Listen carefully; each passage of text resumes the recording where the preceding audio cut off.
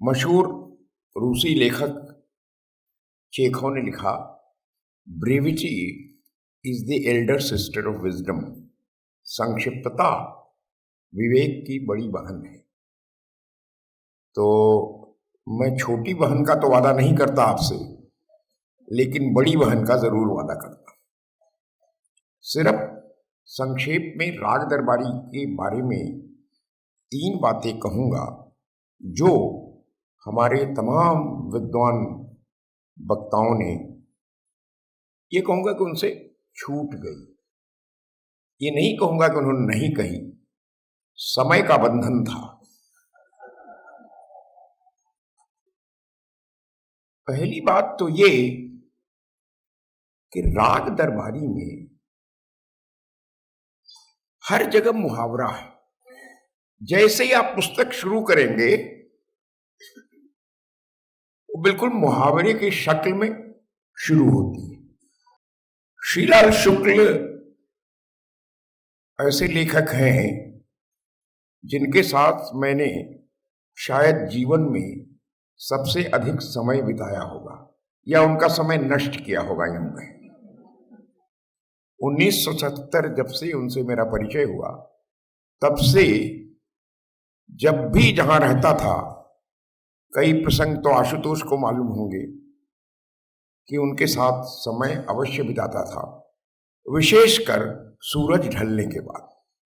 तो उनसे मैंने एक बार पूछा कि आपने ये मुहावरे ये सारे कहां से उठाए? तो उन्होंने मुझसे कहा, अवधी और अंग्रेजी से। ये आश्चर्य की बात है कि हिंदी के इतने बड़े लेखक ने हिंदी का नाम नहीं लिया, कि मैंने हिंदी से मुहावरे लिए हों, कहीं से उससे प्रेरणा ली हो, इसका जिक्र उन्होंने नहीं किया। तो मुहावरे अवधी से और अंग्रेजी से। अब अवधी के मुहावरे कैसे होते हैं, इस पे एक उदाहरण आपको दूंगा।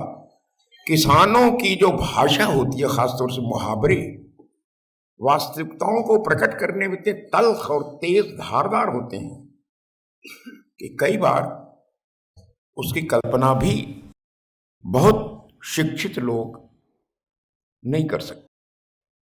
हमारे शिक्षक और मित्र आलोक राय यहां हैं। उनको मैं जब उनका विद्यार्थी था तो अपने गांव ले गया था।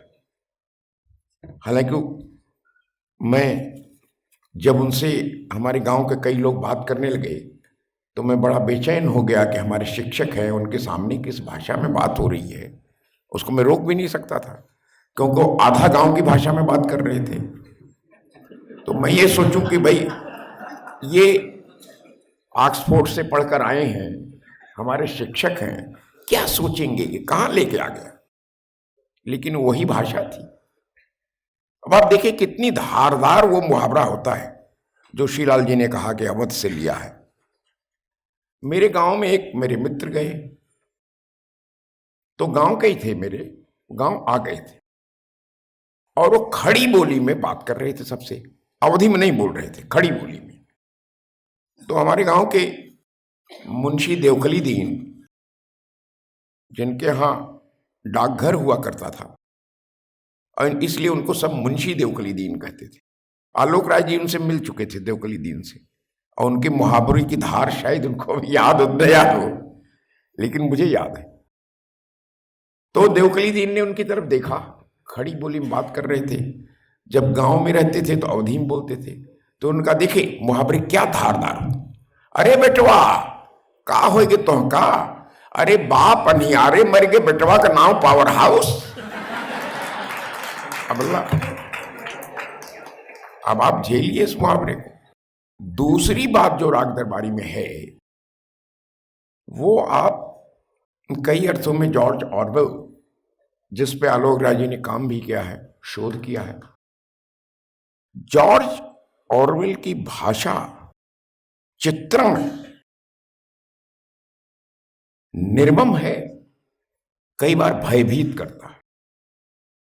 राग दरबारी भयभीत तो नहीं करता, लेकिन कई जगह निरपेक्षता से निर्मम है, और उसकी निर्ममता भयभीत नहीं करती, क्योंकि जैसा पुरुषोत्तम जी ने कहा, उस उपन्यास में एक आभ्यंतरिक वेदना है अब आखिरी बात आप सुन लीजिए, जिसके बाद इन्हें रोकना नहीं पड़ेगा।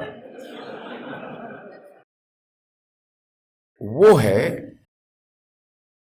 राग दरबारी का गद्य। संस्कृत में कहा जाता है गद्यम कवीनाम निकषा वदंती। एक शब्द उस उपन्यास में जीलन राइट ने अनुवाद किया है, वो बता देंगे आपको, कहीं पर फालतू नहीं है। तो हमेशा जब मैं राग दरबारी को पढ़ता हूं, उसके गद्य को समझने की कोशिश करता हूं, तो मुझे आतिश का शेर याद आता है जो कविता के बारे में लिखा गया। वो गद्य के बारे में भी सच है। आतिश ने लिखा है कि बंदिशे अल्फाज जड़ने से नगों के कम नहीं, बंदिशे अल्फाज जड़ने से नगों के कम नहीं, शायरी भी काम है आतिश मुरस्सा साज का। धन्यवाद। धन्यवाद देवी प्रसाद त्रिपाठी जी। अब हम वक्ताओं से आग्रह करेंगे कि आप नीचे जगह लें और मंच को दास्तान गोई के लिए तैयार किया जाएगा कि बड़ी समृद्ध परंपरा रही है और छापाखाना और आधुनिकता के आगमन के बाद वो धीरे धीरे लुप्त होती गई।